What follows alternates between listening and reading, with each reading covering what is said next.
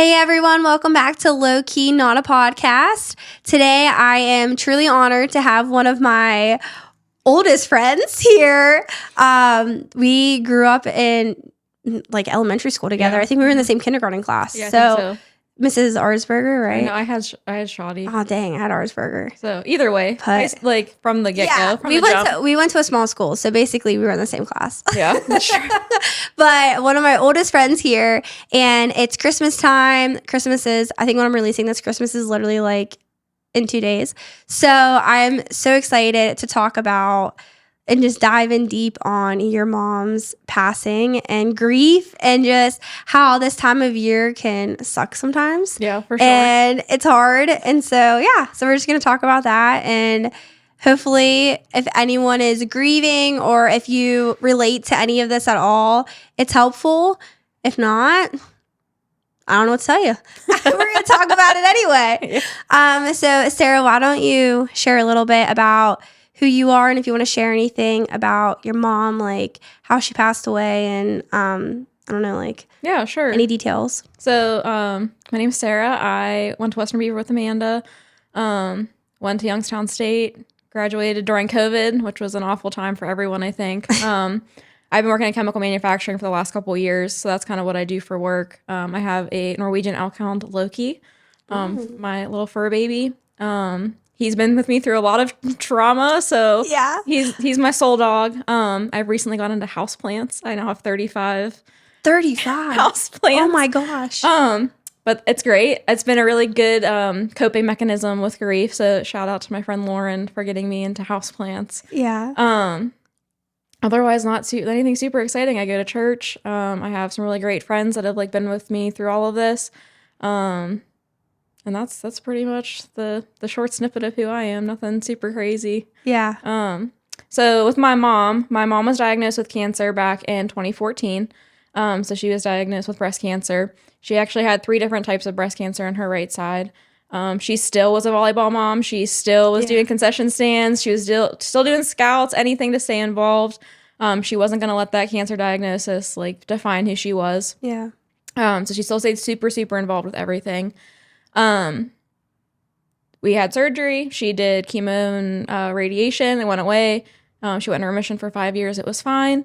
It came back on the outside of her ovaries. So now it's a stage 4 instead of stage 3. So now it's not ovarian cancer. It's still the breast cancer. So she just had a hysterectomy. Was like, I don't need this. I'm 50 some years old. Yeah. Take them. If that's what's going to get rid of this cancer, I don't want it. Yeah. So they did that, and she was fine for 5 years. And then January of 2023, she went in for routine blood work. She had blood work and scans every 6 months. Mm-hmm. And her cancer marker just came back high. It could just be nothing. We were on a new medication, so whatever. She went to have that done, do a PET scan or a CAT scan or whatever it was, and they found it in the lymph nodes behind where her ovaries used to be. So this cancer was just very, very aggressive. So she started 2 different types of oral chemo. That just completely brought her down. I think you had every side effect that you hear on those stupid commercials. Yeah. That's what she got. Yeah. But she was still very positive through all of it. She's like, I beat it twice. I'm going to beat it a 3rd time. It's fine. I'm going to I'm still making plans when I feel better. We're going to get together and we're going to do stuff. Yeah. So then in October is kind of when it all started. She was in the hospital for 2 weeks and then out, and then in the hospital and then out. So what the cancer ended up doing was sticking to her intestines and just couldn't make she couldn't eat anything. So she wasn't getting any nutrition. It was really hard to take medication unless it was through the IV or the port. The port had problems. It just one thing after another, being in a hospital, being around other sick people, just not great. But she ended up going into hospice the first week of December. It was December 6th or 7th or something like that. It was going to be inpatient hospice, so that was at the medical center upstairs. Mm-hmm. And she was like, I want to do a prayer and hymn service. I'm like, okay, that's fine. I'll arrange it. You want live music? We'll get live music here. Whatever you want, we'll do. So the hospice people were great. They got us this suite upstairs. My pastor and his wife are very musically talented. He sings and plays the guitar. Kelly always sings at church. So they came. I made little music packets. She picked out the songs that she wanted to sing. Yeah. We had people that like a whole mass of people from high school, like teachers, family, everyone showed up. She's like, I want to have food. My best friend Skylar dropped what she was doing, drove from Virginia Beach, and was there like the next day. So she came to my house, cleaned my house, made me dinner, like helped make food for this party that we're gonna have in hospice for my mom. So we were doing that all on Friday. So then Saturday rolls around, we have all these people over, and she lets Nathaniel, she opens and she goes, all right, Stan and I want to thank you for like showing up today. She's like, we're not going to be doing a funeral. We're not going to be doing a viewing. Everyone knows I'm dying. So if you want to see me while I'm alive. And if that doesn't like speak to her, like her sense of humor, her like sick, twisted sense of humor. Yeah. But like, I get it. Like, why go to a viewing and say your words to someone that's no longer here? They can't hear you. Yeah. You know? So she opened with that, and then she goes, we're gonna do some singing, we're gonna do some praying, and then we're gonna do some eating. And she goes, all right, Nathaniel, go ahead. Turns it over to my pastor to start. He opens with a word of prayer, and then she had like a little like synopsis for every story, for like the old rugged cross and great is thy faithfulness and it is well with my soul, and what was the fourth one we sang? Precious Lord, take my hand. And, like, before every song, she had her own little, like, you know, devotional that she wanted to say about it. Yeah. And then when she was done, she's like, all right, I think that's enough praying, enough singing. Skylar and Sarah, thanks for making food. Go enjoy yourselves. Like, and just had people come and talk to her and, like, in and out. And she had, like, such a great rally. Like, she was so energetic. She was leading. She was singing so loudly. And we're like, okay, like maybe this is going to be the turn. But you come to know in hospice that people usually have an uptick in how they're acting before, you know, they have like a crash. But her rally was so strong. Yeah. And her faith was unshakable. Yeah, that's awesome. So I am probably going to cry during this. So like, I'm going to try not to be super teary. But like when I talk about my faith, like through all of this is like what gets me emotional. Yeah. But she was like so strong. She knew where she was going. She was saved. She knew salvation. She knew who Jesus was. And just like to see her faith through all of that was crazy, you know? Because she was like, you're miserable. You can't eat. You can't drink. Like, I know. You feel like you're bloated 24/7. You know, you can barely do things on your own, you know? From someone that was so independent and you need help walking around, you know? Like that's, to have that transition, you know, was really hard. So we didn't do a viewing. We didn't do a funeral. She wanted to be cremated. So that's what we did. Yeah. My dad picked out this really pretty purple urn with like hummingbirds on it. I think she would love it. So that's where she stays. She had given permission to like my sister and I. Some people get like the jewelry with like the ashes in it or whatever. She's like, if you want to do that, that's totally fine. And I was like, I would feel weird having like mom's pinky toe around my neck because I don't know. You didn't know what part of her it is. Yeah, it's like, here's your femur or your left butt cheek. Like, I don't know. You know, so I don't think my sister and I are going to go that route. But I do have like her wedding ring that I wear on my neck every day. I have all of her jewelry, so like I can wear that and like think of her. My work was super great. They got me this like real pretty indoor wind chime. It's like wooden on a stand. And this angel tapestry, so like that's kind of in the corner of my house with like some pictures of my mom, just like a little memorial area. But yeah, she was like a great person. It sucks that like she had to go through all of that. Yeah. I think like between my dad and I and my sister and like my grandma, we are all like just give us a piece of it or like give it to someone that can fight it. You know what I mean? Like I'm young and healthy. Give it to me. I got this. You know. Which she would never wish that on anyone. No. But, you know, it is what it is. We all have different battles that God gives us. And for me, it's been helpful to help other people that are going through the same thing. And it's like, you're not crazy. Like, you're allowed to feel these emotions are going to be wild. And just to see, like, how many people truly do have this type of trauma in their life. And you don't realize until, like, you go through it and you're willing to talk about it. Yeah. Like, how awful it is. But no, it's important too. I think like you being vulnerable, it's like showing people that it's okay and like it's okay to have like every day is not the same. And like it's okay to have a bad day. Right. And like I think too, like I feel like when we're going through trauma and like hurt and grief even too, whether it's a family member or someone far away that we're grieving, I think it's so important too to remember that like it's okay to like fall apart, and it's okay to not have it all together and to be perfect, and you're allowed to grieve. Like I think too, sometimes when we look at people and we're like, oh, like your mom passed away, and like I know, like, so like when I had my miscarriage, I know it was really hard for me to grieve because I was like, I didn't know the kid. I was only 7 weeks pregnant. Like they said, like between 6 and 8 weeks pregnant. So I would just say 7 weeks, but like 7 weeks pregnant. I'm like, it wasn't really like you know, in the way the doctors talked. You know what I mean? Like sometimes you feel like so you being like open about it and saying like this is how I am, and people are like, oh wow, like I really relate to that. Like that plays such a big role in people's life. And you can sit in grief. Like my therapist tells me, like it's okay to just sit and feel sad. Yeah. Don't let yourself stay there.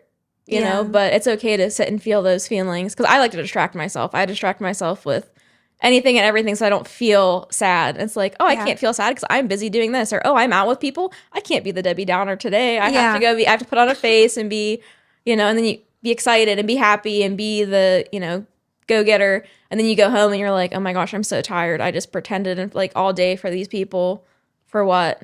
Yeah, you know. And like grief will come in different ways. Like I remember, after she passed, like crying over tomato soup and grilled cheese, like a recipe that came across on TikTok or Facebook or something. And I was like, she would have loved this. So like now I'm crying over a grilled cheese sandwich. And it's like, that's so stupid. Which it's not stupid, but it's just funny. Like things that you like would think or wouldn't think would make you think of someone. They like sneak up on you. And they sneak up on you, So I remember I was cleaning out the, this was more recent. This was back in like September. I was cleaning out, or maybe October, cleaning out the camper. And my parents bought a camper when I went to college because like we're not tent camping anymore. We used to tent camp for like 2 weeks at a time over the summer. That was our family vacation every year. Yeah. They finally bought a camper so they could have AC and not be in a tent when it rained. Fair enough, whatever. So my dad like begrudged this camper. He's like, I don't want to deal with this. I don't want to do the maintenance on it. My mom loved to camp, and she would just go. My dad would take the trailer somewhere, drop it. My mom would stay there for a week or two, whatever. She'd live, you know, have fun. We always played board games, card games, board games, whatever. So as I'm like cleaning out the camper, I'm like unpacking all of these board games, and I'm just sitting there crying over these board games. And again, it comes down to like, I need a distraction. Like I'm going to sit and be sad about these board games, and then I'm never going to play a game with her again. Yeah. Okay. It's the reality of the situation, and that you have to live with that. You can't change it, you know? But I was like, I need a distraction. I just need to go be around people. I can't be alone, you know? And so that's what I did. But as long as you're not using that, like, I guess, unhealthy coping mechanisms with, like, being distracted and, you know, turning to drink or anything like that. Because I definitely have, like, this month has been a little hard, realistically. But it's, like, in the moment, it's a distraction, and it's a great distraction. The next day, you feel like garbage. So it's, like, for what? Yeah. So just finding, like, healthy coping mechanisms, whether it's reading or crocheting. If you are going to need to be around people, go with someone that will, like, hold you accountable. And like not leave you to, you know, put yourself in a bad situation or something like that. And I'm so grateful that I have such a great village here that checks in on me and will take me out, or just like if I need someone at my house, they'll be there in 10 minutes, you know? Yeah. So I'm very, very fortunate to like have a village like that around here. Yeah, I think it's so important with anything. Even when there's like any like trauma in your life, it's important to have people around you who can hold you accountable. And I think that's the thing that like that's like the hardest thing to do is to like hold yourself accountable, to get people in your life to hold you accountable, because I feel like we don't want people to see our flaws. Right. And like too, when you're really going through it, you don't want people telling you like what you're doing wrong. Like you don't want to hear it. You know what I mean? Like, exactly. So it's like you have to really like swallow your pride and be like, well, you could just use grief as an excuse. Like, well, I'm going to go do this, make a fool of myself because I'm sad. So that's okay. It's not. You still have to live with the consequences of the things you do when you're feeling an emotion. And you're allowed to feel those emotions. Yeah. But you have to be okay with, like, people's perceptions of you, you know, when you are that way. You know what I mean? You can only control how you feel, and they can control how they feel, but you can't control how you make them feel. You know what I mean? No, so for sure. It's definitely having boundaries and like a good understanding, and having a core group of people that you can definitely like go to. Yeah. Therapy is also great. I started going to therapy, and their job is to listen to you. And you can give them all the goods, bads, uglies, whatever, and it is what it is. And there's like no burden. You know, sometimes you feel burdened talking to your friends. It's like, you know, they're also having a bad time. They're going through something. Yeah. So why am I going to talk about what I'm going through? You know, it's not fair to put that on someone else. So that's definitely been helpful. So if anyone's like thinking about therapy, go to 1 or 2 sessions. It's not going to be an instant fix. may never actually be a fix, but at least someone else can give you perspectives on what to do, or like coping mechanisms or things to do and talk about, because that definitely helps. Yeah, and they can't judge you. I'm sure she does silently, but out loud she definitely does not. Yeah. Yeah, and they're not allowed to talk to you about other people. So whereas your friends, they'll talk to you about that is true. They'll talk about you to other people, even though it's out of love. Right. Yeah. But have you seen the show? Do you have Apple TV? I don't. There is a show with Jason Segel. I think that's his name. I always say it wrong. But it's called Shrinking. Oh. And he's a therapist. Okay. Hence Shrinking. Yeah, I get it. And he loses his wife. Oh. And like they have a daughter who's like, I think she's like 16 or 17 in the show. And he goes like, you jump in on the show and it's like a year after his wife passed away, and he's like basically like he sobbed, slept around, like did stupid stuff for like a year, and now he's like gonna get his life back together. Right. But I don't know. I like the show is like, it's like funny like watching it because it's just like so real and realistic, and like they did such a good job of like he's allowed to have a bad day, and like his friends like call him out, and it's his two like people that he like goes to because he's a therapist are also therapists. Right. So they like talk about, and it's like funny, he like works through his trauma like through his patients. Which is probably not recommended. Being when you're getting it's entertaining. Yeah, it's entertaining, which probably is not realistic and not a good thing to do. But it's really funny because on the show, Harrison Ford is in it. Oh, okay. And he is the other therapist, and he tells Jason Segel, and his daughter that to do this thing, it's called like you take 15 minutes, you grieve really hard. Yeah. And like you play music, grieve really hard, like listen to music that like reminds you of the person who passed away or like helps you through the moment, grieve really hard, and then you're done. Right. And like move on with the rest of your day. And he said like he does that like every day, and he told them to like do it every day. Yeah. And I thought that was like really cool because it's like, I don't know, like, because I feel like too, sometimes you feel like to be happy, you have to almost like take the person that passed away out of your life. Right. Sometimes. Like you almost have to like forget about them for a little bit. Yeah. You like, and you feel guilty because you don't want to forget their memory, but you feel like you can't be, sometimes you just like can't get that joy. So it's like really good to still be able to grieve every day and like keep that, I don't know. I always just thought that was cool. I'm going to be honest, I haven't lost a person like crazy close to me. Right. The miscarriage really shook me up because like I said, I didn't grieve. And then like months later it hit me, and I was like, I felt like I couldn't talk about it to people. I felt weird. Right. And like that was probably the closest thing. So I just thought it was cool that it talked about that, like with people. I think there's a quote. I don't know if someone just told me or if it's a quote that goes around like the internet, but grief is love with nowhere to go. Yeah. So, or like unexpressed love, you know? So I think grief is healthy. It's never going to go away. It'll just become like more manageable, or the sad memories will become happy memories because now you're like reminiscing and not like, oh, I'm never going to get to do this again. Again, it's the reality situation. You're not going to get to do those things. Yeah. And that's okay. But don't let that turn like other new memories sour because that person's not here for them, you know? Yeah. Which has been like a hard pill for me to swallow. Like, it's not fun, you know? But again, for me, I'm very logical. So it's the reality situation. I can't change it. So how are we going to move forward with this being like the new reality? Yeah. You know? No, I think that's really good. So like, how was it for you, like in her sick days? Like did you like when it got close, did you like know it was coming, and like did you start grieving early? Like how was it for you when she was sick? So she was sick for so long. I know, yeah, for like most of last year. I was like hopelessly naive because I was like, oh, she beat it twice. My mom's a superhero. She's gonna beat it a third time. I'm not gonna lie, your mom like held her crap together. I know. Like she did. So I'm not gonna lie, she's one of the strongest people that I have like ever met in my life. And those types of people though, it's so annoying because you're just like, why God? Like why does she's so tough and like so loving and like didn't let it show, and like why are those the people that like get knocked down? Right. You know what I mean? Like, well, she never complained. No. You know, she never, at least to me, my dad says she did, but you know, that's a different relationship, you know, husband and wife versus mother-daughter, but like never complained. Never asked like, God, why me? You know, it was just like, okay, this is my cross to bear and it is what it is. And it's just like, how do you walk through life being so positive with a cancer diagnosis? Like, I don't understand that. Yeah. And it's inspiring, honestly. Yeah. Well, and like when she was initially diagnosed back in 2014, Was it 20? No, I guess it would have been 2012. I take that back. It was 2012 that she's initially, because we were freshmen. Yeah, I know we were in high freshmen. school. Yeah. So that would have been 2012. The years and days just all run together now. 2012. It's crazy how long ago. I know. Oh, that is. Oh. Like how long ago that was. We're getting old. I know. It was over 10 years ago. I know. 12 years ago. That's crazy. Yeah.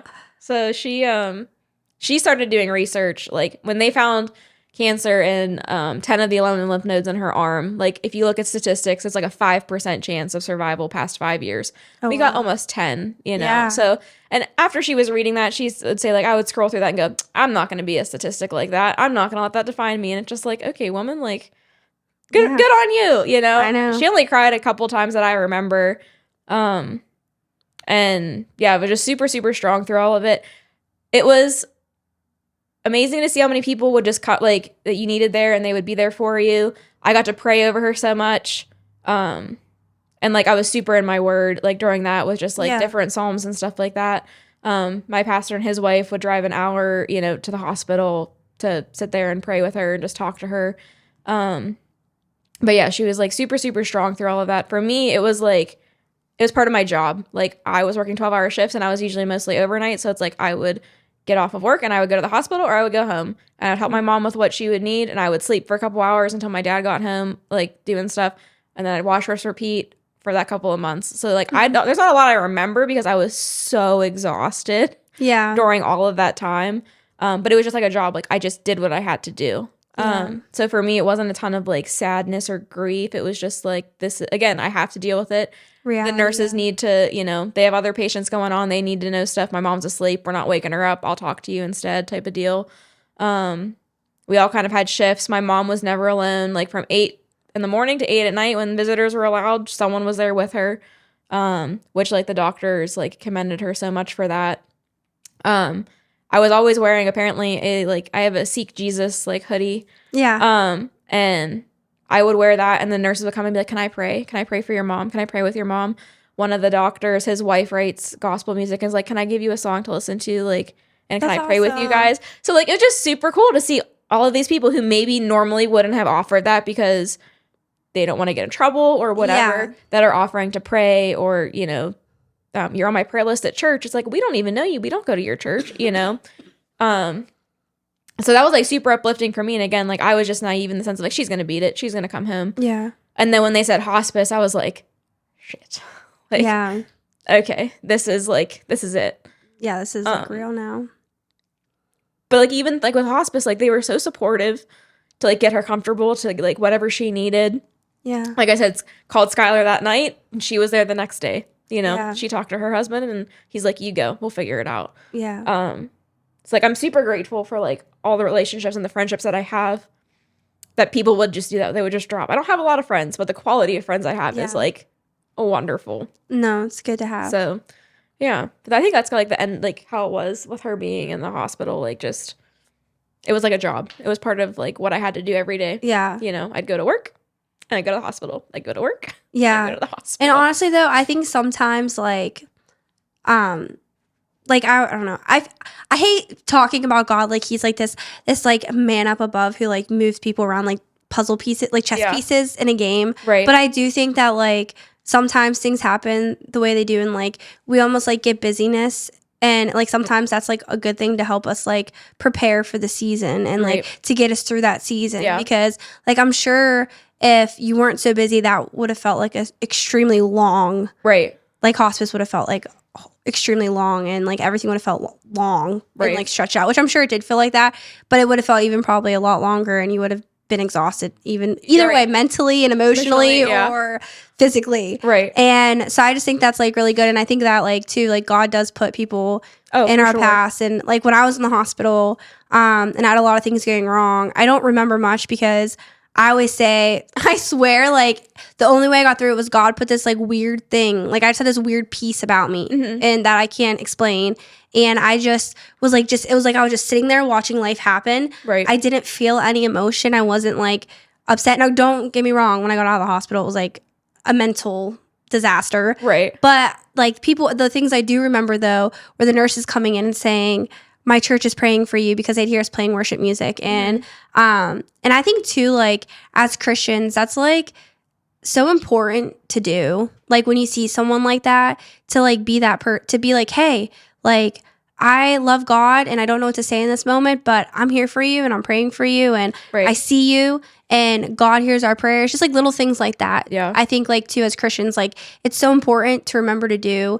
And I hope like people hearing this will realize like don't stop doing that. And like when you see people, like it does make an impact. Yes. And it does help. And because I think it's so easy sometimes to be like, well, like they don't care. Yeah. Or like, I'm going to pray for you and then you forget. I like my thing for that. I encourage people so much to just pray in the moment.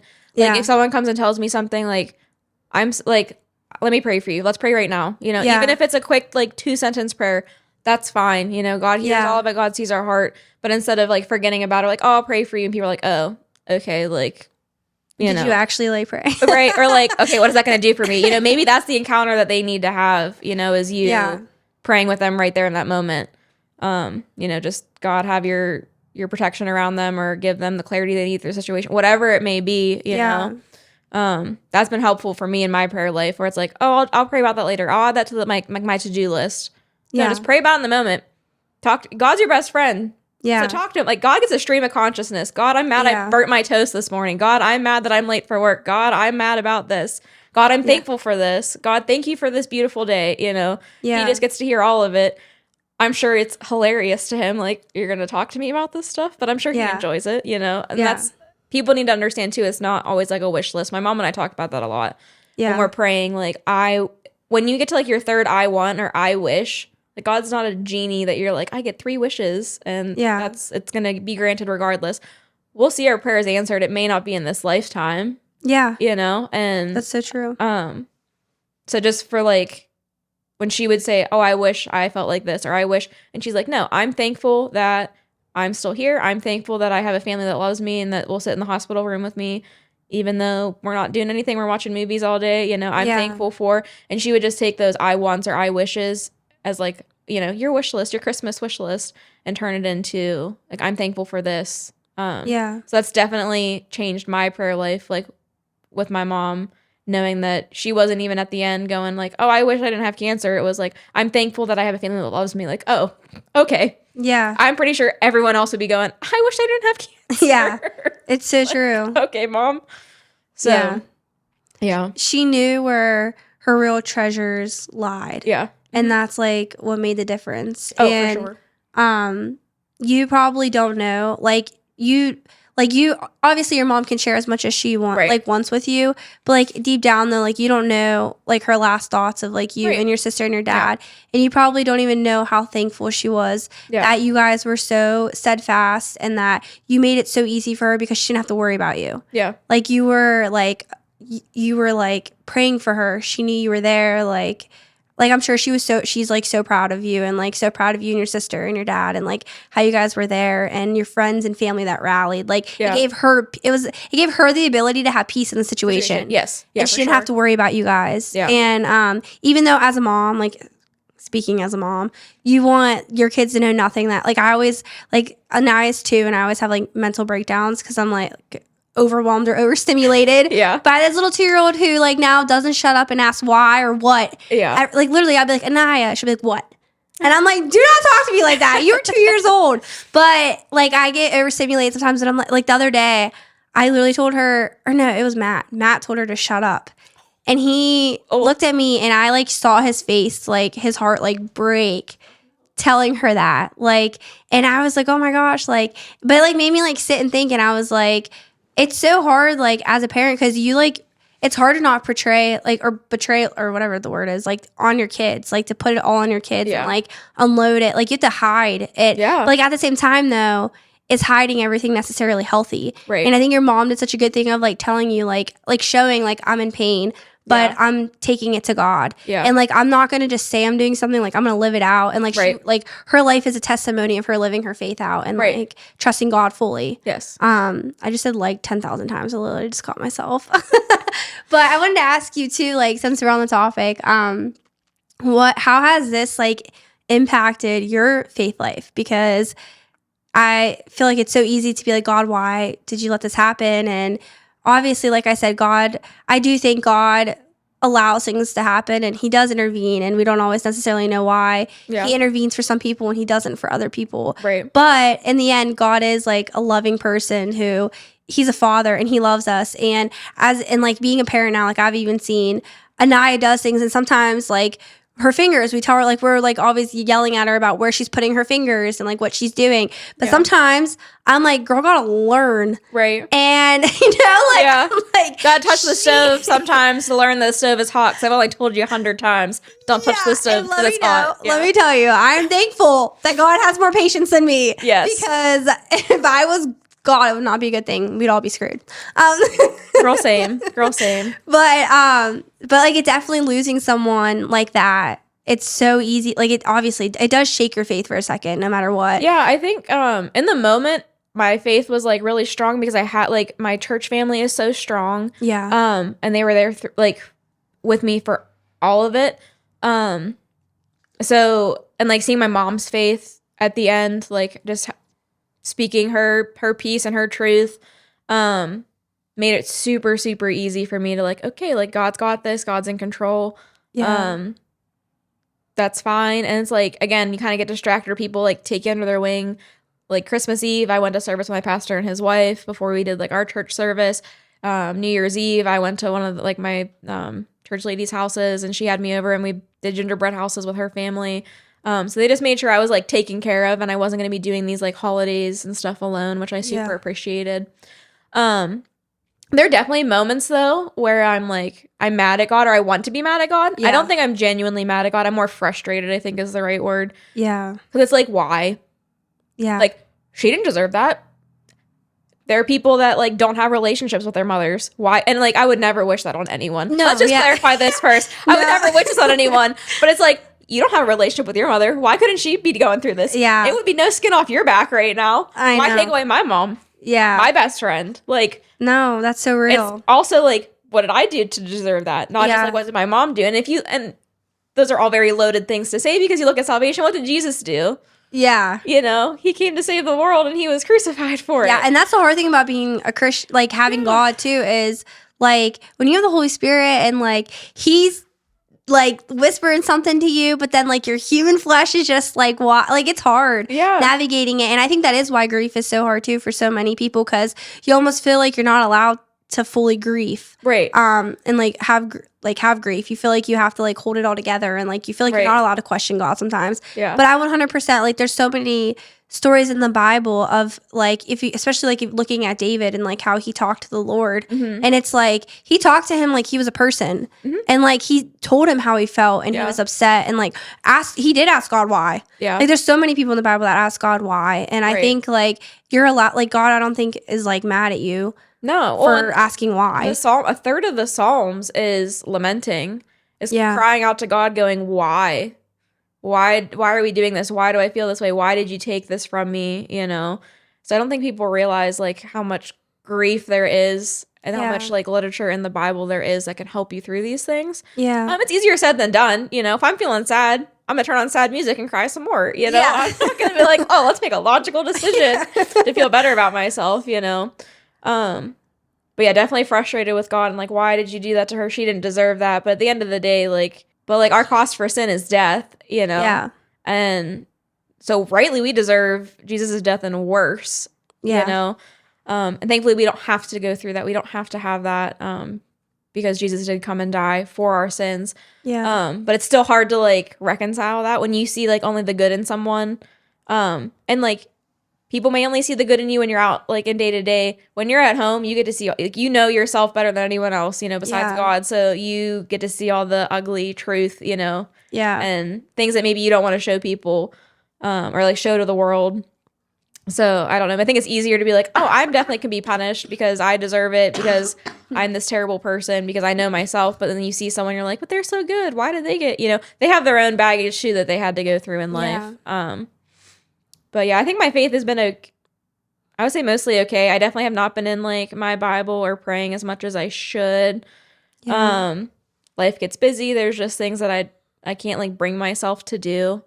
But I have a really great accountability partner at church, Kelly. She's great. We do Bible studies together. She's always texting me, checking up on me. Beverly is the same way. Always checking in on me, make sure that I'm good. Anything that I need, like, you need to go get coffee, you need to go talk, you need to go hug it out. Like, I got you. Whatever it is, whatever we can do for you. So that's been like super, super helpful. Yeah. With everything. I call them my church moms. So like mom's like a title, right? Yeah.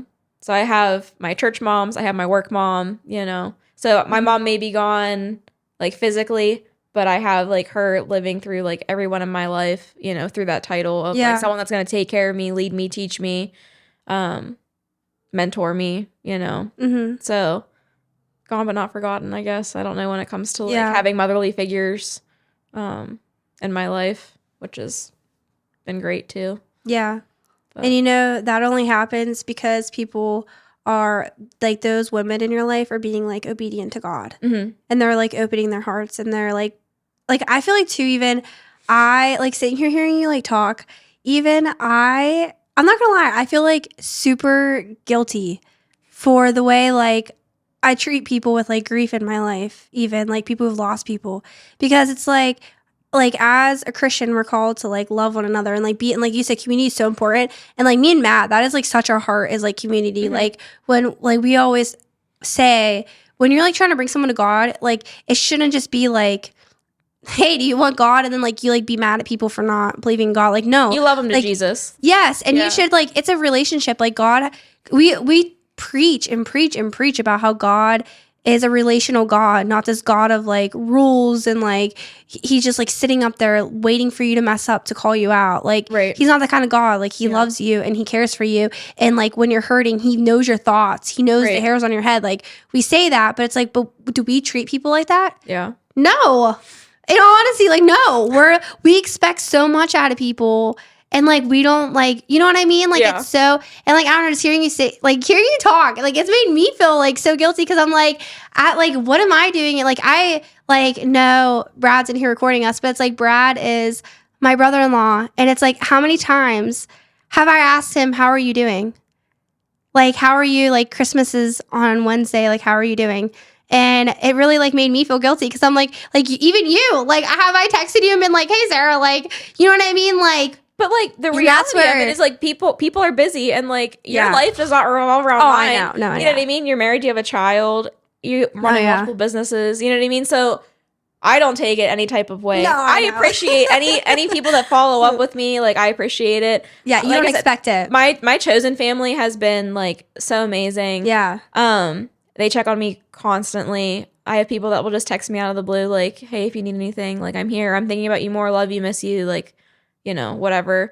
My work mom though, Courtney, she is like, we've been like fast friends. We've been friends for like 4 months, and it feels like we've been friends for years. I love people like that though. Yeah. Like God has definitely brought people in seasons of life with me and Matt, and it's the worst when they leave. So yeah. Like, hopefully she doesn't leave you anytime soon. Don't say that. Oh, God. Oh, no. We have these friends who, they came here. They helped plant a church with us. San Antonio, I'll name drop them because I love them to death. They came here. We, like, clicked with them so much. And they got called to missions. And I was like, really, God? Like, what the frick? Like, you're not allowed to take those people from me. They're my friends. Like, and that's another thing. Like, that's a whole other process of grieving. But, like, because they don't live in the United States anymore. And we, like, we just saw them. They just came in. They came back for, like, Christmas time. And we just saw them. And then saying goodbye to them, I, like, told Matt, I was, like, I, like, had to, like, have no emotion, like, saying goodbye to them. But they were people that we literally, like, met one day. So we met them through, like, FaceTime. Okay? Through another friend. Me and Matt were in Ohio where they lived, like, near Columbus. Mm-hmm. We had a wedding out there. Randomly texted them, was like, hey, can we come see you? Like, and neither of us had kids at the time. So we literally went and saw them. Like I said, met them through another friend on FaceTime. Didn't really meet them. Met them like one time in person. And we instantly like hit it off with them. We stayed at their house.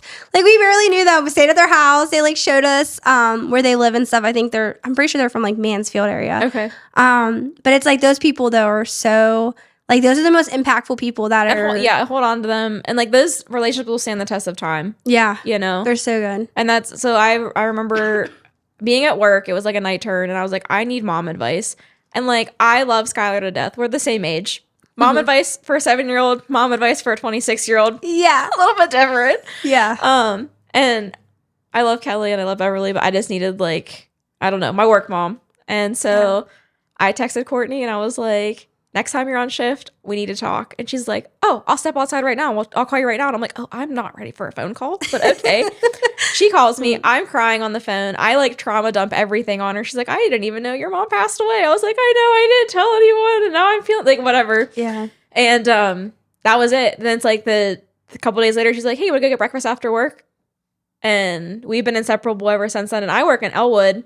And most people that I work with live in Elwood. Yeah. So I assumed Courtney also lived in Elwood. She does not. She lives 5 minutes from me.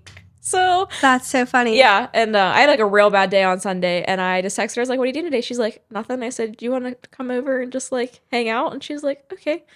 And just came over, let me cry, hugged me. We sat on my couch and watched the stupid Hallmark Christmas movies like all day. Yeah. And then she went home, made dinner, and I went over her house to eat dinner. That's so funny. And we sat on the couch and talked about life and cried some more and watched more Hallmark movies. And like, she's just such a great person. And she has a strong faith too. So I'm so glad that not only is she in my life, but she also has a relationship with God. Because again, it's not someone else to hold you accountable when it comes to those things, you know? Yeah, no, for sure. And it's hard to get advice from people who don't have that faith that you have. Right. Like, there's nothing wrong with getting advice from them, but it's just... It's different. It is different. And sometimes, like, when you're doubting your faith and, like, when you have survived off of your faith for... Like, you know what I mean? Like, when you follow God...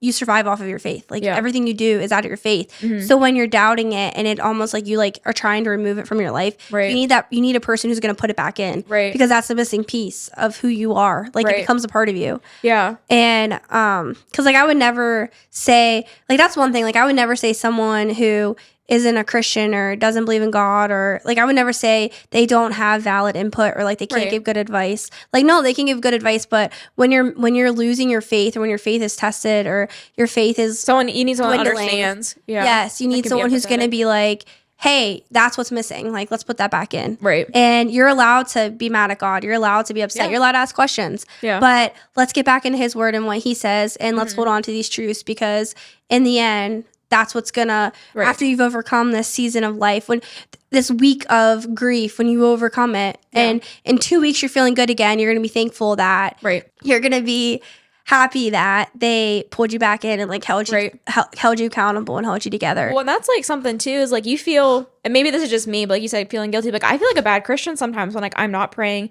and I'm not in the Word. It's just a season of not being like productive with my faith. And then like you're dealing with these things where you don't feel, maybe you feel a little backslidden, or just like I'm mad at God, or I'm frustrated. I don't have motivation to go to church, or like I feel like I'm not living the life that I should be, that I know God has called me to live, because I am just like so deep in my grief right now that I can't like see a way out of it. And the only way I can see out of it is a distraction, which has definitely been like the season that I've been in the last month, is just like I said, distraction. And I had a really great conversation with Kelly about that this week. And she's like, no, like everyone goes through those periods. Like it's real, like it's okay. And God knows your heart at the end of the day. You know, you can't hide from Him, you know? No, I know. So He knows your heart anyway, which is a comfort to know that like, even if I'm not being honest with myself, like He still knows and sees me. Yeah. And that doesn't make you a bad Christian. Like everyone struggles. Everyone's going to slip up. Yeah. You know, we're not perfect. You know, if we were perfect, there would be no need for salvation. So yeah, no, it's just so true. I guess that's also another comfort, you know, with faith. Everything comes back to comfort. You know, it sucks in the moment, but God is definitely there for us through everything, the good, the bad, and the ugly. So yeah, no, and it's good to know that there is someone that when you walk away, like, I don't know, like with people, when you walk away from people in your life, when you come back, you don't know if they're going to be there. Like, we don't know. We can't control other people. Right. But like, it's like we're living, like, I mean, I'm living proof that I go, like, I've gone months mad at God, and I come back and He's still the same God, and like didn't change, and like He's still loves me. And I think too, like, I definitely think we're in a time right now where people are really about like feelings and emotions, and we're very in tune with our feelings and emotions, and everything on like TV and just like teachings even now, I feel like are all on like we have a big feeling generation going on right now, like, or it's like a big thing going on right now. And I feel like with God, where it's almost like when we don't feel Him, it's like, oh, like you almost doubt Him. Right. Or it's like, what's like, he's not doing anything in my life. So like, is he even real? And you question him. Right. And whatnot. And I think the great thing about God is when you think that or you feel that or you're like, I don't feel God, so he's not real or he's not there or I don't need him in my life. When you like get over that in a year or when someone calls you out for it or when you hear someone speaking, like first off, he put those little reminders in your life for you to hear that, to come back to him. And then second, he's still there. Like nothing changed. Like, he's not holding it above your head. He's not like, oh, well, you did this, so you need to read, like, 10 chapters of your Bible. Like, to make up for it. Yeah. And I think, like, too, I had a girl on my podcast, Courtney, and she is a newer Christian, and she was talking about how on TikTok she got into doing, like, these little Bible studies on her, or, like, she was reading through the Bible and stuff, and she was doing it on TikTok Live. And she was like, became, like, such a task. And it was like, oh my God, like she was like, I had to come up with something to say. And she talked about how she finally was like, okay, like I need to stop this. Right. This is becoming like it's not coming about God, it's becoming about like me and like my TikTok followers.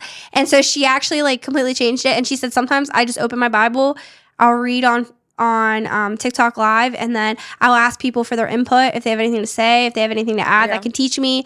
And she's like, and that's been about my relationship with God, not other things. And I like thought that was like so cool that she said that, because I do think it's so easy to get like be hard on ourselves, right? To be like, oh, I'm not praying every day. And me and Matt always laugh because our daughters, like, we're so blessed for her, but she's like kind of annoying because she like loves God, and like I'm always like, I did nothing. Like, it's like crazy how like the childlike faith, like she literally is a definition of childlike faith. Right. And like when we eat, she'll like yell at us for not praying. That's great. Like she'll be like, Mama, pray. And I'm like, oh yeah, like I guess you are right. And I'll like say my quick little fake prayer. And then she'll like I always say, I swear, like the Holy Spirit like speaks through her, because sometimes I don't know what she's saying. And she'll just like say something and like you don't understand what she's saying at all, because she's talking like toddler talk. And then she'll be like, okay, amen. And I'm always like, why do we complicate it so much? Like, I look at her and, like, she is 2 and somehow, like, understands. Right. Like, how is that even possible? Yeah. And even, like, she'll yell at us for, like, having our eyes open. Like, today I called Matt to pray with him in the car because I just felt it heavy on my heart. And I was like, hey, do you want to call Dad? Mommy wants to pray with Daddy. Do you want to pray with him? She's like, yeah. And I'm driving, and she's sitting in the back seat, and she's like, she's forward facing now, so because she's 2, and she's like, Mama, close your eyes. No, we're gonna die. Like, Mama, eyes. I was like, Mama's driving, like I have to pay attention. And it was so like funny. It's just like the little things in life, like, and like the way she'll like just randomly like I'm not gonna lie. My mother-in-law said she's gonna be a worship leader. I don't know. She's really off key, so I don't know. She's little. She's got time.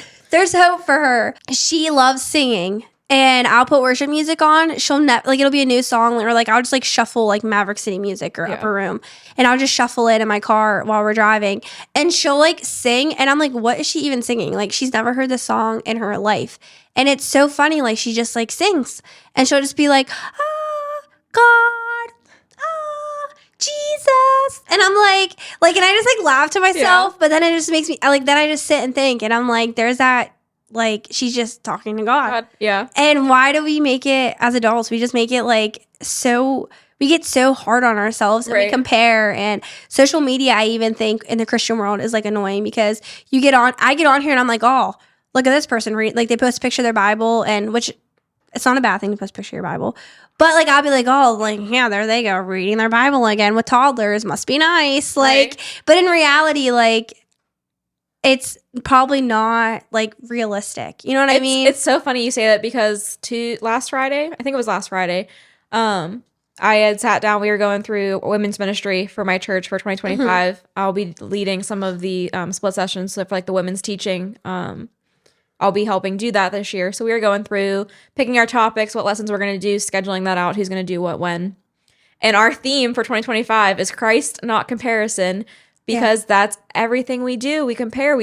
Social media is a highlight reel. Oh, I know. No one's posting about how awful they feel like their lives are, and they're so miserable, and they just had a fight with their spouse and blah, blah, blah. No, they're going to post like, oh my gosh, we just went and did this, and we're so happy, and we're so excited. And then a year later, they're divorced, and we're like, they seem so happy. Well, it was a highlight reel. We're only seeing, the positives. Same thing with kids and, people's whatever's, you know, they're going to post the good things. They're not going to post the bad things. Understandably so. Yeah. I don't think people would want to be that vulnerable to strangers on the internet. Some people do, Yeah. whatever, to each their own.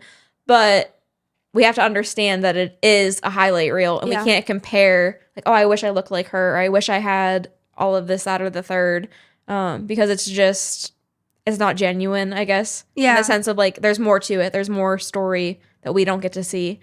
So again, finding your identity in Christ and looking, you know, at God and his plan for you and living that truth and being content with that. You may not be happy, but you can be content with it, you know. No, that's been like a big lesson, but we're going to cover that in my church at 2025. So I'm so excited for that. So it's funny you say comparison because we're digging into that this year. It's really good because it's so needed, especially like I look at Matt. Well, I guess it's technically my niece too, but like Matt's niece that became my niece. She's 17, and I don't know, like my heart like secretly hurts for her because I don't know. I always tell Matt I want to have her on my podcast because I feel like it'd be like people would be like, oh, like, but my heart like hurts for her because I can't imagine the like how you have to feel now with social media. Like, because when we were in school, it was we got in trouble for having our phones out, and now it's like they don't really care. And like even like I know I have friends who have kids in Beaver, and they're just like popping iPads out to people like it's like free candy, and they don't understand. Like, there's no child locks on these things, and it's like these kids are seeing things, and it's like there's so much think how without growing up in that, how much pressure we feel to be perfect. Like, I can't even imagine how much they're gonna feel it, and it's just she has the newest iPhone. She's getting her nails done. Yeah. Oh my gosh. Why don't I get that? You know. I know. I think the hardest comparison for me is like I feel like I'm doing everything right. Why don't I have the newest house or the newest car or you know, whatever? Yeah. Like I feel like I'm doing what I'm supposed to be doing. Why are you blessing them? Yeah. Or are they even Christians? So why are you, you know? I know. So I think that's the hardest That's a real good one because I think every Christian girl has thought that. Yeah, and that's so selfish, and like or even that's like definitely the flesh speaking, you know, but it's real. You know, it's like, oh, why do they get to be married and have kids, or why did I have to go through this? You know, that's the life I wanted, but I didn't get it, you know? So, or that's not the season that I'm in right now, or whatever the case may be. But we constantly compare ourselves to each other, and we should be lifting each other up. We shouldn't be taking each other down for that. We should be like, congratulate, like, I'm so happy for you. Yeah. And that be like a genuine thing. Yeah. You know? Oh, I know. And honestly, like, being completely like raw, real, blunt is that like takes work and a lot of prayer. Like a lot of prayer. Humble. And I remember my mom when I was in high school, and like I used to like say something about like another girl, or like I would tell her how I'd feel about something, or like so and so got favored by this, and like I had to work like triple hard, or like anytime I felt like that, my mom would always be like, okay, well, you can't like talk about them again until you pray for them. Yeah. And like, are you praying for that person? Like, and I remember my mom like telling me like when you pray for people, like it changes your heart. Oh, for sure. And because you can't think about thought about them when you're bringing them to God. Yeah. And when you're praying for that, like praying for like their well-being and like good things over them, you can't like you're not focusing on the bad, and it changes your heart and your perspective. Yeah. And, you know, some people do like, and I've come to learn like people do like, there's a lot that goes on behind the scenes, and you don't know everybody is like her. And like you said, it took you a while to tell people at work about your mom, and you don't know what people are going through, what they fought for. But it's really hard. I know like my sister personally too, like she struggled for a while with like not finding a guy. Yeah. Because especially she's so young, and she's, oh my gosh, especially in the Christian community though, it's like everyone, it's so hard. I told her, I was like, I added to the statistic. I got married at 22 and popped out a kid at 25. But at the same time though, it's like on social media, everybody saw me announce my pregnancy, and no one knew that I tried a little over a year for our daughter, that it was hard not having our daughter like right away, not getting pregnant right away. And they didn't know, like I didn't tell a lot of people. My mom loved to tell people about the miscarriage. Thank you, Becky. But like that was really hard for me to like tell people, because I didn't want people to feel bad for me, because I felt like I wasn't allowed to be upset about it. Yeah. And like just different things like but you don't know those things that happen. You're just like, oh, she met her boyfriend in high school, like good for her. Yeah. But like you don't know like how hard it was sticking with that good relationship, and being a Christian young Right. in a relationship and like having to wait to get married. Like, trust me, I wanted to get married at like 18. Right. I thought it was stupid that we dated. I was like, this is so stupid. Like, why are we not in Bible times when they got married at like 16? Because I hated I admit I hate being alone. Like, that's one thing that I always say God brought him out in my life because I hate being alone. God knew I was always going to be with a retarded boy. Sarah knows. And, oh my goodness. And so many retarded boys. But it's okay. God loves them all. They taught me lessons. But I always say that, like, literally, like, God knew that I was going to go down a bad path if I didn't meet Matt because there was no way I was not having a boyfriend. But because I hated being alone. I was not good at being alone. But I still am bad at it. I'm still bad at, like, sitting in my thoughts. Like, being a stay-at-home mom was really hard for me because I recorded another podcast. It's not going to get released for a while. But I was talking to a girl. We were talking about, like, her singleness. And I was telling her, like, I give people props for that because, like, I could not do it. I struggled being a stay-at-home mom, like, sitting in my thoughts. I'm so, like, I always tell Matt I'm mental that I can't be alone for too long because I just, like, get, like, sad or I overthink and which is something, like, I've personally been working on. But it is, like, I need the time to, like, recharge. Like, I like to have the quiet time to, like, myself to, like, recharge and do something. Like, my social battery just gets drained around certain people, not like everyone, but like there definitely are people that, like, suck the life out of you. Yeah, just like, okay, thanks for coming over, but I'm gonna go sit alone and stare at the wall. Yeah, thanks. I know Matt yells at me because I always say, like, the TV is, like, my, like, I like to watch movies and, like, TV shows I get into really easily because I like to just be, like, brain numb. Like, I don't want to watch something that he loves the stuff that, like, makes you think. Oh, yeah. And I'm like, no. I need, like, background noise. I'm like, no, I need, like, give me some stupid reality TV show. I love and, like, too, even, like, he laughs because I love, like, Jason Segel and stuff. And, like, his dad was like, even, you like him? Like, that's such a weird, you're such a, like, you're a girl. Like, you think he's funny? And I'm just like, yeah, I love the stupid humor. I don't have to think about it. Like, I just, like, know what's happening. And I don't have to think. I can be mind numb. Like, that's my personality, which I think a lot of people get shocked by because I think they think I'd be, like, offended by it. But I'm like, no, like, I like knowing. Yeah, like, it's just easy. It's just, like, a nice distraction. Yeah. That's what when I was having just, like, quiet time after being, like, busy for, like, weekend after weekend after weekend, and I was like, I just need a Saturday to, like, not do anything. So I got up, and I'm an old lady at heart. Like, I probably aged myself into the 80s with, like, my hobbies. I bake, I have houseplants, I crochet. Yeah. Weird for a 26-year-old, but whatever. No, it's not. So I taught myself to crochet last year, and this year I was working on, I want to make a hat. I'm, like, really trying hard to make a hat. Yeah. And I was sitting there in my living room, and my living room has a nice big bay window, and I have the TV on, and my little, like, fake fireplace is going, and I'm just watching Jurassic Park because I love dinosaurs, so it's, like, my comfort movie, and I'm crocheting, and God put it on my heart to just, like, every stitch, something you're thankful for. And I know, like, prayer shawls are a thing that you pray over while you're crocheting or knitting or whatever. Yeah. But it was, like, something you're thankful for every stitch. And it was like, I'm thankful for my house. I'm thankful for my car. I'm thankful for my dog. I'm thankful for, and you start listing out to people in your life that you're thankful for. I'm thankful that if I want to go to dinner, I don't have to worry about the money that's in my account. Like, I am blessed beyond measure, and people wish, you know what I mean? There are people that wish they had that scenario that don't, you know what I mean? So again, you shouldn't compare yourselves, but be thankful for what you do have, and God has blessed you, you know, in immeasurable ways. Yeah. I think so. And what you're living now is a prayer you probably prayed. So anyway, I'm sitting there crocheting, and I'm like, I'm thankful for getting 25 years with my mom. Not everyone has a good relationship with their mom. Not everyone gets 25 years. Some people don't get to know their mother. Some people get to have them for a fraction of that time, you know? Yeah. I'm thankful she was my best friend. So, like, every stitch, I'm thankful for my mom for having her as long as I did. I'm thankful for giving me the opportunity to pray over her. I'm thankful for, and just praying about my mom as I'm doing this row of, like, stitches after I've done, like, 50, I'm thankful, you know? Yeah. When this cardinal comes to the window and just looks at me. And I don't know how much you believe of, like, you know, animals or whatever, but I don't have any cardinals that float around my house. So bird came, looked right in my window, watched me crochet and cry for a couple minutes, and then I watched it, and it, like, flew off. And I was like, okay, hi, Mom. Like, I see you. You came to check on me. Like, you're here. And the day before that, she, in her last letter to me, she had wrote to, like, watch for her in the sunbeams, which I thought was, again, so my mom, it's, like, kind of weird place to, like, look for you, but okay. We've had the most gorgeous sunsets.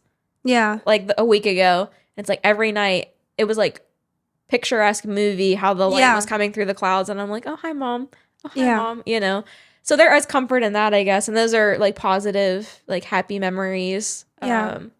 So I think they're around, you know, or God will give you a sign that like, I am listening. Like, I do hear what you're saying. Yeah. And I even think too, like, God gave a sign of like a rainbow is a sign, like it's one of his promises. Right. And I even think like too, like, yeah, your mom might not like physically be reincarnated into a bird. Right, exactly. Yeah. I don't think she's actually a cardinal, but like, yeah. If you think about it though, like we don't really like me and Matt always say, like, there is like a spiritual realm, and like there are things that like happen, and you know, like, and I do think God does things, and you never know, like maybe like God knew you needed that, so he had that bird there for you, and that was like a sign that your mom's okay and your mom sees you and knows, like, she's proud of you, and like maybe you just like needed that. Or like you never know, like maybe, I don't know, like there's angels, we don't know what angels look like, you know what I mean, like some people say they come in the form of people, and then you get these like AI freaking creepy pictures that I hope an angel doesn't look like that, because that freaks the crap out of me. Like, I literally told Matt, I'm like, well, I'm a big scaredy cat, like I'm a baby.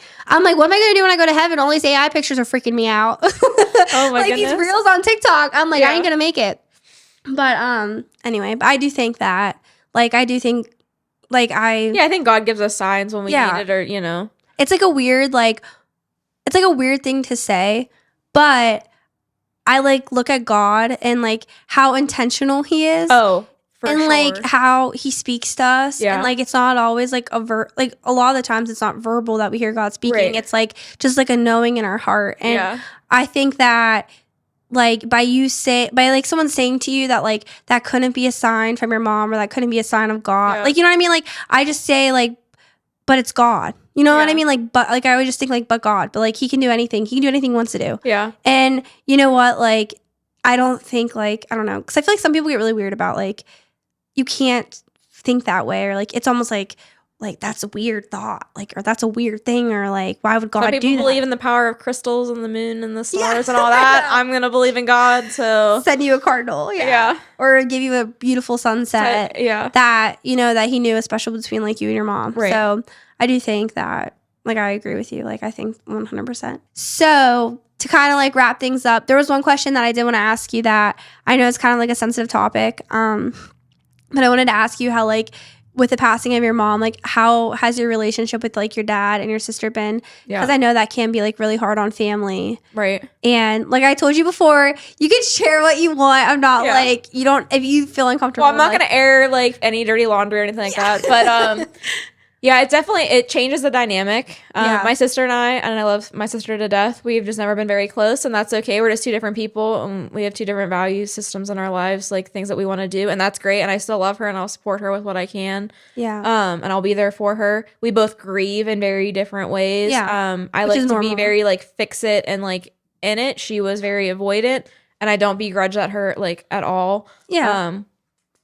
But we did Thanksgiving at her house this year, and that was really good.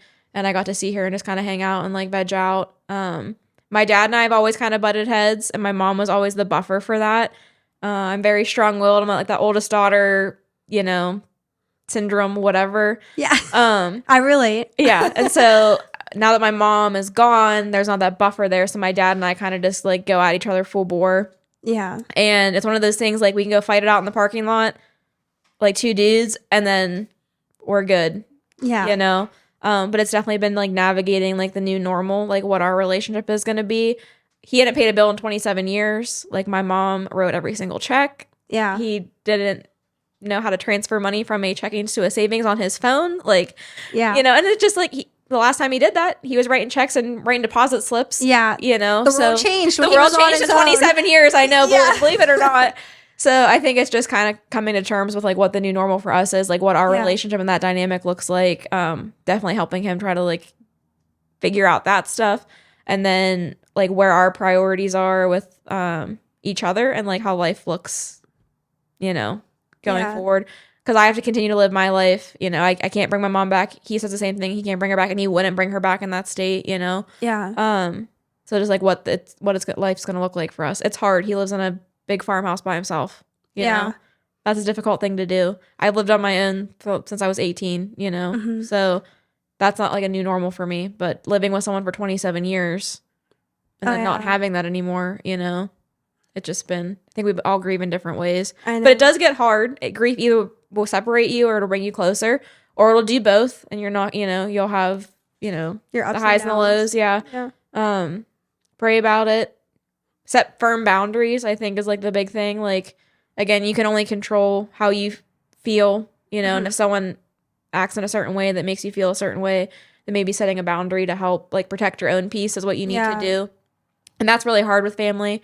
But if that's what's necessary to help with grief, and that's something that I would encourage people to do, and that's okay, and it doesn't make you a bad guy. And if they make you feel like you're a villain for that, then that's a whole different issue. Yeah. No, I know. But you're gonna reminisce over like the good things, and you know, there's still life to live, so don't let the grief stop you from making new memories. Yeah. So no, I think that's really good too. Like, you don't want to like take away, you can't take away their feelings and their hurt and their pains. Exactly. And even though you do things differently, like me and my sister are like very different.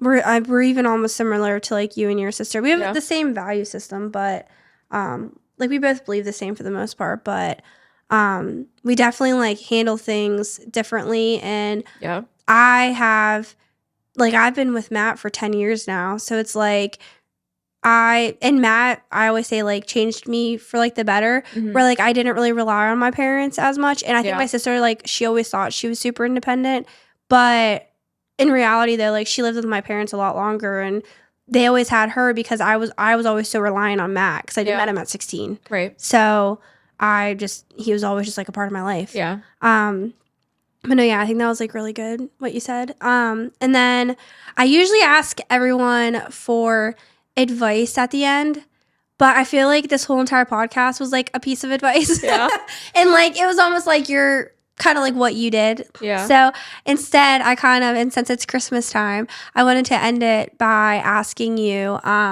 is there anything for like Christmas you're doing to like help keep like any tradition you're keeping that was your mom's, or like anything you're doing special to help like memory, or I don't even know that's the word, remember your mom and like make it special?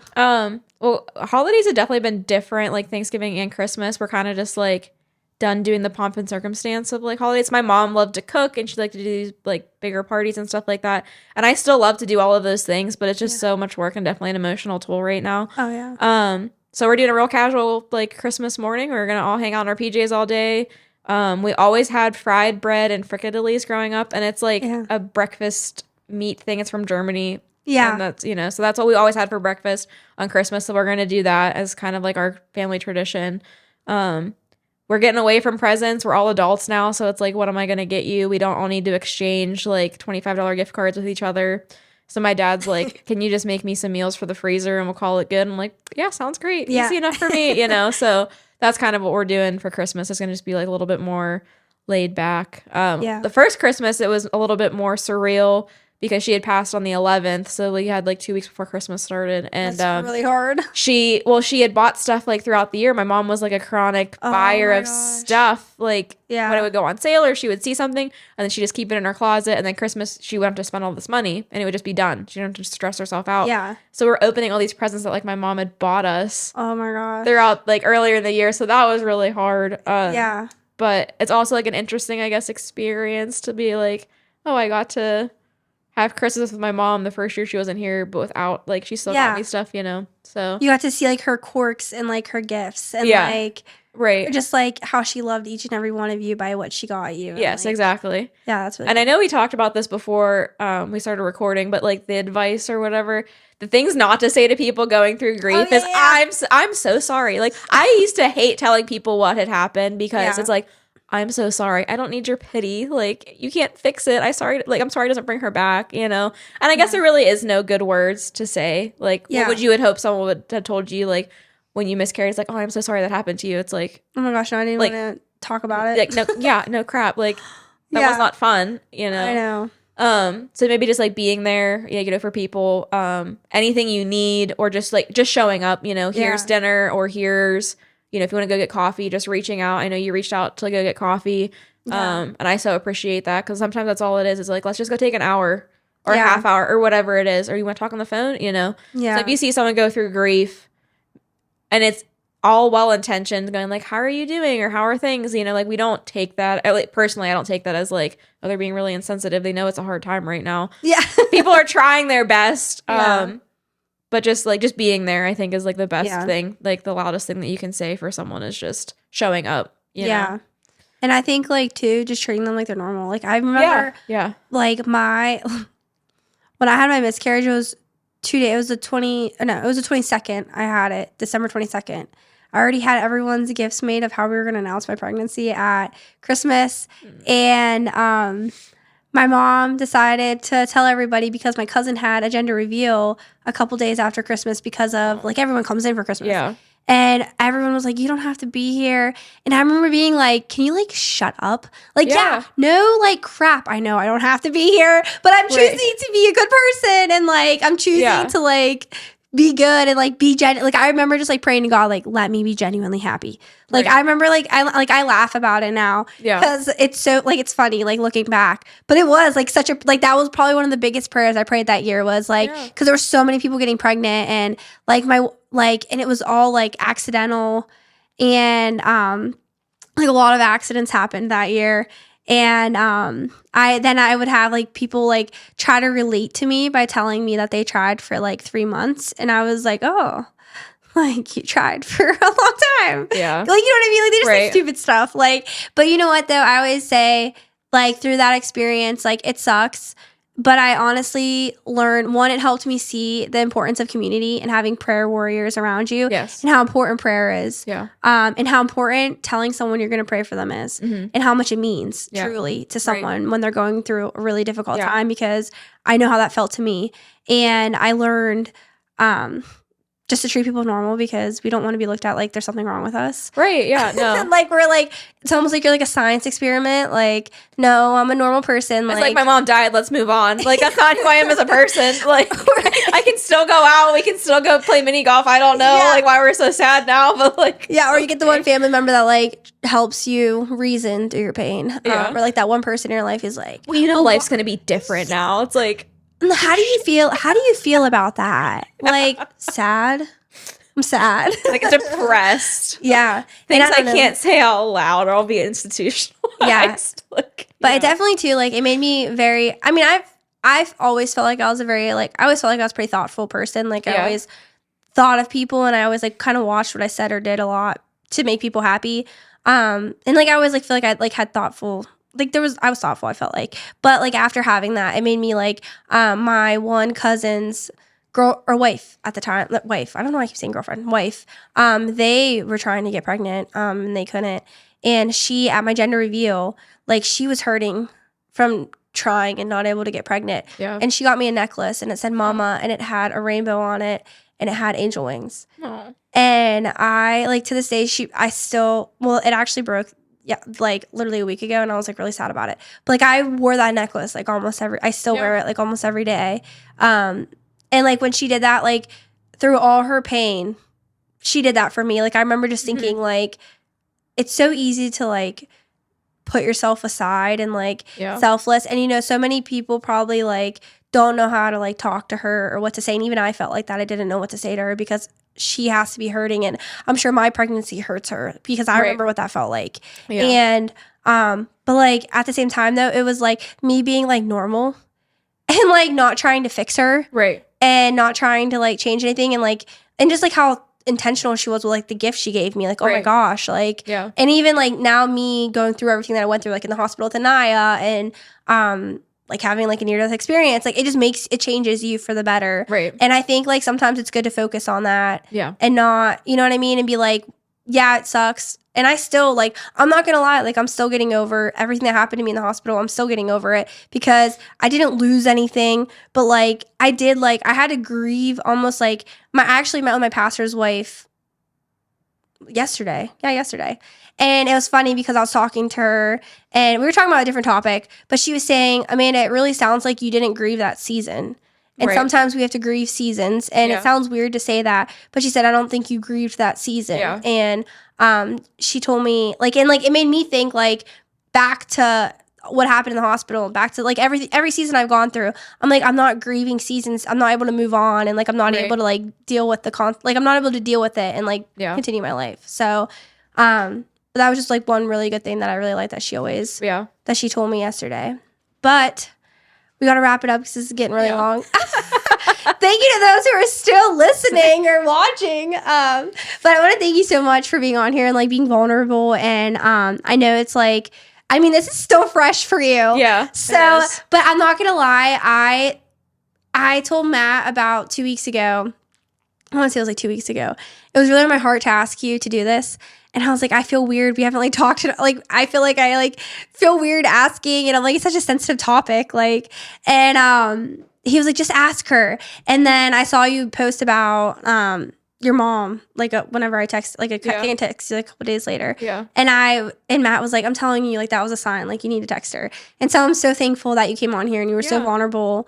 And I know people listening to this who are like struggling right now are going to be so thankful. Yeah, you're not alone in your grief, you know. So. Yeah, you made people feel very normal, I'm sure. Made me feel normal at least, and I don't really have much to grieve, but I feel normal for my thoughts. But yeah, so thank you. Yes, thanks for having me. It was good. And I suck at outros, as everybody knows. So thanks for watching. Make sure you subscribe. And if you have questions about anything, or you want to add input, or you want to reach out, or you need prayer, please feel free to message or comment. And I would love to pray for you. And we'd love to answer any questions you have if you need help in your time of grief. And I hope everybody has a really Merry Christmas.